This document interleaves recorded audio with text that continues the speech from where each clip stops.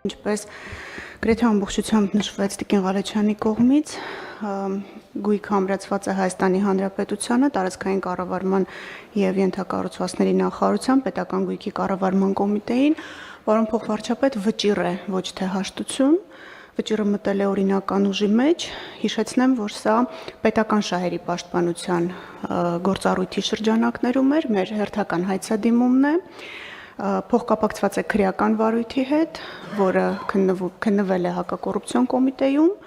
դատարանը մեր հայցը բավարարել էր, անվավեր էր ճանաչել Երևանի քաղաքապետի եւ ֆիզիկական անձի միջև 2003 թվականին կնքված առուվաճառքի պայմանագիրը կիրառել էր անվավերության հետևանքներ, սա կանխատեսելով այն հարցը, թե ինչու ենք ամրացնում տարածքային կառավարման նախարարությանը եւ ոչ թե Երևանի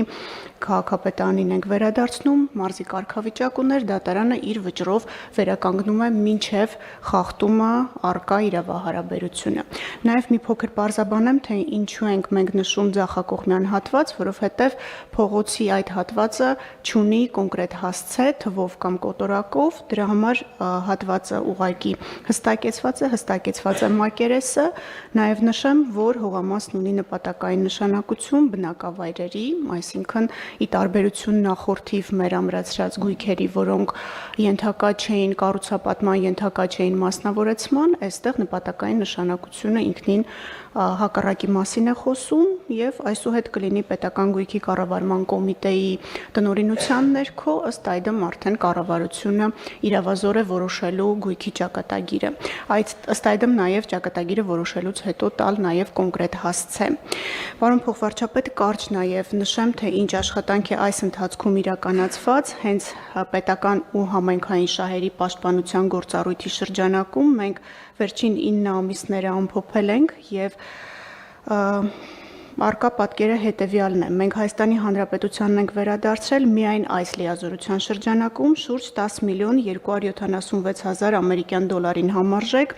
3 միլիարդ 933 միլիոն դրամ շուկայականին մոտարկված կադաստրային արժեքով 280 հազար 338 քառակուսի մետր մակերեսով անշարժ գույք, բացի դրանից 2 մանկապարտեզ եւ 1 մարզադաշտ։ Բացի այդ, բռնագանձվել է 654 հազար ամերիկյան դոլարին համարժեք 249 միլիոն դրամ։ Կրկնեմ, սա միայն պետական համայնքային շահերի պաշտպանության մեր լիազորության շրջանակներում է։ Նաև կանխելով հարցը, որը կարծում եմ կհնչի, վերականգնված միջոցների միասնական հաշվի մասով, որը անցյալ տարի դեկտեմբերի 5-ին կառավարության որոշմամբ սկսեց գործել, այս պահի դրությամբ ունենք 52 միլիոն 254 հազար ամերիկյան դոլարին համարժեք շուրջ 20 միլիարդ դրամ, մի փոքր ավել 20 միլիարդից։